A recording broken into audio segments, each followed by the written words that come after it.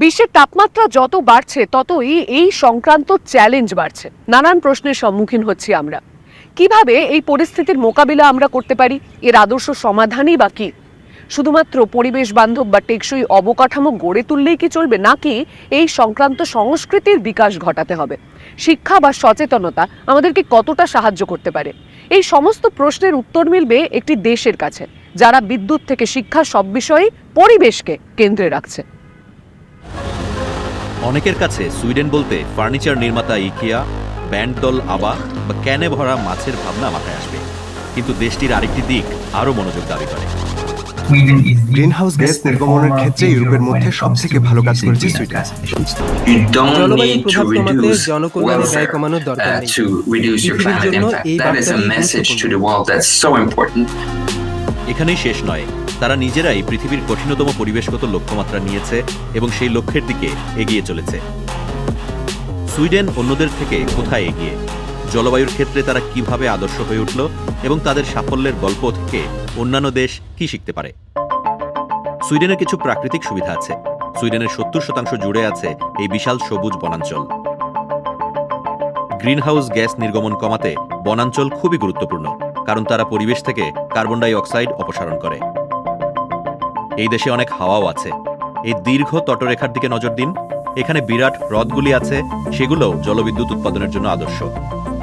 শুধু প্রাকৃতিক সম্পদ নয়, সুইডেন নিজেকে এই জায়গায় এগিয়ে নিতে আরও উদ্যোগ নিয়েছে। নিজেদের প্রাকৃতিক গুরুত্ব বুঝতে পেরে অন্যান্য দেশের তুলনায় অনেক আগেই তারা পুনর্নবীকরণযোগ্য শক্তিতে বিনিয়োগ করেছে। Sweden started very early to cut out fossil fuels from our energy mix. This started already in the 70s when Sweden built out nuclear quite a lot. তখন বিশ্বজুড়ে তেলের সংকট দেখা দেয়। দেশগুলো শক্তির বিকল্প উৎস খুঁজছিল। So that's helped Sweden to cut out oil from our energy mix. এখন সুইডেনের প্রায় 70% বিদ্যুৎ পুনর্নবীকরণযোগ্য উৎস থেকে, বিশেষ করে জলবিদ্যুৎ ও বায়ুশক্তি থেকে আসে। বাকি শক্তির চাহিদা পারমাণবিক শক্তি দিয়ে মেটানো হয়। বিদ্যুৎ উৎপাদনের ক্ষেত্রে নির্গত গ্রিনহাউস গ্যাসের পরিমাণ বর্তমানে প্রায় শূন্য। তারা বিদ্যুৎ উৎপাদন করতে জীবাশ্ম জ্বালানি প্রায় ব্যবহার করছে না বলা যায়। আরও অবাক করা বিষয় হল, দূষণ কমানোর পাশাপাশি সুইডেনের অর্থনীতির আকার ঠিকই বেড়ে চলেছে। শিল্পোন্নত দেশটি ইস্পাত, সিমেন্ট ও গাড়ি তৈরির মতো কাজগুলো চালিয়ে যাচ্ছে। জলবায়ু ও শিল্পের ক্ষেত্রে এই উদ্ভাবনী নীতি সুইডেনকে আলাদা করেছে। শুধু বিদ্যুৎ উৎপাদনের ক্ষেত্রেই নয়, বাড়ি ও শিল্পের তাপ যোগাতেও তারা জীবাশ্ম জ্বালানির ব্যবহার বন্ধ করে দিয়েছে। একটি শীতল দেশের জন্য এটা একটা বড় কাজ। কিভাবে তারা এই অসাধ্য সাধন করল? প্রথম পদক্ষেপ হিসেবে ঠান্ডার দেশ সুইডেন আগেই এলাকাভিত্তিক গরম করার ব্যবস্থায় বিনিয়োগ করেছিল। এর অর্থ প্রতিটি বাড়িতে হিটার রাখার বদলে বড় কেন্দ্রীভূত হিটার বানিয়ে তার সঙ্গে অনেক বাড়ি ও শিল্পাঞ্চলকে পাইপের মাধ্যমে মাটির তলা দিয়ে সংযুক্ত করা। This is quite a big undertaking. You need the government and the private sector to work together to provide this infrastructure. এর খরচও অনেক বেশি। ভেবে দেখুন আশেপাশে কত পাইপ বসাতে হয়েছে। সরকার এই পথে এগিয়ে গেছে এবং সাফল্য পেয়েছে। গত 20 বছরে সুইডেনে হিট পাম্প বা তাপীয় নিষ্কাশন ব্যবস্থাও জনপ্রিয়তা পেয়েছে। মাথাপিছু ব্যবহারের দিক থেকে সুইডেন এক্ষেত্রে ইউরোপের অন্যান্য দেশগুলোর চেয়ে অনেক এগিয়ে। অর্ধেকেরও বেশি বাসস্থানে এগুলো বসানো হয়েছে। এগুলো শীতাতপ নিয়ন্ত্রক যন্ত্রের ঠিক উল্টো কাজ করে এবং বিদ্যুৎ চালিত। তাপীয় চাহিদাকে বিদ্যুতের মাধ্যমে মেটালে সরাসরি গ্রিনহাউস গ্যাস নির্গমন হয়। So in the last 30 years, the emissions from electricity and heating, which is often a difficult sector for many countries, Sweden managed to reduce emissions by 70% in 30 years' time. So that also shows that big, bold changes are possible. এই বড় ও যুগান্তকারী পরিবর্তন আচমকা হয়নি। Sweden 1990-এর দশক থেকে পরিবেশ সংক্রান্ত নীতিগুলো বাস্তবায়ন শুরু করে। তারা কার্বন কর চালু করা পৃথিবীর প্রথম দেশ এবং বর্তমানে সুইডেনে যার হার সবচেয়ে বেশি। কার্বন শুল্কের কথা প্রথম যখন উঠল, একেবারে গোড়াতেই অনেকে একমত হয়েছিলেন এটাই ভবিষ্যৎ হতে চলেছে। তখন থেকে আমাদের ফিরে তাকাতে হয়। সুইডেনের কোনো রাজনৈতিক দলই কার্বন শুল্ককে প্রশ্ন করে না। 2019 সালের একটি তথ্যভিত্তিক সমীক্ষায় দেখা গিয়েছে, কার্বন ডাই অক্সাইড নির্গমনের ক্ষেত্রে সুইডেনের কার্বন শুল্ক বিশাল প্রভাব ফেলেছে। পরিবহন থেকে প্রতি বছর গড়ে 6% নির্গমন কমেছে। বার্তাটি পরিষ্কার, পরিবেশের ক্ষতি করলে শুল্ক দিতে হবে, উপকার করলে ছাড় পাওয়া যাবে। কার্বন শুল্কের কারণে হওয়া উদ্ভাবন সুইডেনের শিল্পকে এগিয়ে নিয়ে গেছে। সুইডেনের পরিবেশগত প্রভাবের 10% আসে ইস্পাত শিল্প থেকে, কারণ তারা জীবাশ্ম জ্বালানি ব্যবহার করে। কিন্তু সুইডেন বড় মাত্রায় জীবাশ্ম জ্বালানি বিহীন ইস্পাত প্রস্তুতির ক্ষেত্রে পৃথিবীতে প্রথম হওয়ার লক্ষ্য নিয়েছে। তারা জীবাশ্ম জ্বালানির বদলে পরিবেশ বান্ধব হাইড্রোজেন ব্যবহার করে। Ambitious উচ্চাকাঙ্ক্ষী environmental পরিবেশ policy নীতি has been সুইডেনের প্রতিযোগিতামূলক মনোভাব increasing বাড়িয়ে Sweden's তুলেছে। competitiveness. সুইডেনের ভবিষ্যৎ বিনিয়োগেও এর প্রভাব পড়ছে।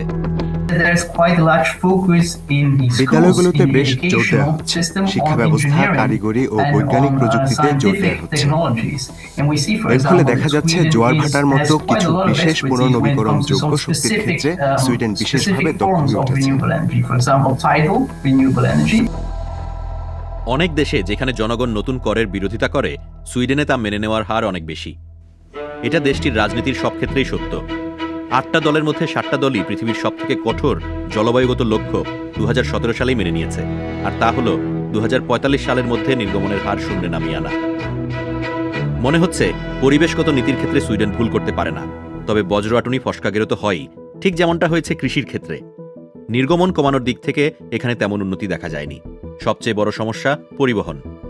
দেশটিতে নির্গমনের অধিকাংশই সেখান থেকে আসে। এটি দেশটির গুরুত্বপূর্ণ খাত, কেননা লোকসংখ্যা বেশি না হলেও দেশটা অনেক বড়। উচ্চাকাঙ্ক্ষী লক্ষ্য সত্ত্বেও অগ্রগতি ধীর। We are expecting to পরিবহন see থেকে increased নির্গমনের পরিমাণ emissions বাড়বে, again এমনটাই from আমরা the মনে করছি। transport sector. যানবাহনের নির্গমন কমাতে সরকারের প্রণোদনার ব্যবস্থাও আছে। উদাহরণ হিসেবে বলা যায়, সুইডেনে আপনি বিদ্যুৎ চালিত বা জৈব গ্যাস চালিত গাড়ি কিনলে সরকার থেকে আপনাকে পুরস্কৃত করা হয়। কিন্তু আপনি জীবাশ্ম জ্বালানি চালিত গাড়ি রেখে দিলে বা নতুন করে কিনলে আপনাকে অতিরিক্ত কর দিতে হবে। এইভাবেই ভালো গাড়িকে উৎসাহ দেওয়ার টাকা খারাপ গাড়ির থেকে জোগাড় করা হয়। পরিবহনের কিছু ক্ষেত্রে সুইডেনের সাফল্য খানিক ফিকে হওয়ার আশঙ্কা দেখা গিয়েছে। 2022 সালের সেপ্টেম্বরে ক্ষমতায় আসে সুইডেনের রক্ষণশীল সরকার। সাম্প্রতিক সমস্যার জন্য বেশ কিছু গুরুত্বপূর্ণ নীতি তারা রদ করেছে। পেট্রোল ও ডিজেলের কর 1/4 কমিয়েছে। এর ফলে ইউরোপের মধ্যে গ্যাসোলিন ও ডিজেলের দাম সুইডেনে এখন অন্যতম কম। একই সঙ্গে আরও নানা নীতি নেওয়া হয়েছে, যার ফলে গাড়ি চালানোর খরচ কমেছে। বিদ্যুৎ চালিত গাড়ি কেনার উৎসাহ দেওয়াও বন্ধ করা হয়েছে। সরকার প্রতিশ্রুতি দিয়েছে এই সবকিছুই স্বল্পমেয়াদী এবং সুইডেনের অর্থনীতি চাঙ্গা হলে এগুলো তুলে নেওয়া হবে। সুতরাং পরিবেশগত নীতির ক্ষেত্রে সুইডেনকে প্রায় আদর্শ বলেই ধরে নেওয়া যায়। সুইডেন দেখিয়ে দিয়েছে গ্রিনহাউস গ্যাস নির্গমন ছাড়াও বিদ্যুৎ তৈরি করা যায়। পৃথিবীর অন্যান্য দেশের কাছে এটি উদাহরণ হতে পারে। সরকার কড়া পরিবেশগত নীতি নিলে তার দীর্ঘমেয়াদী ফল ভালোই হয়, সুইডেনই এর প্রমাণ। এর ফলে পরিবেশ বান্ধব ব্যবসা ও চাকরি গড়ে ওঠে। কোটি কোটি মুদ্রার রপ্তানি আয়, আরও জনকল্যাণ, আরও ভালো বিদ্যালয় গড়তে ব্যয় করা হয়। পুরো সমাজ একত্রিত হলেই কেবল তা সম্ভব।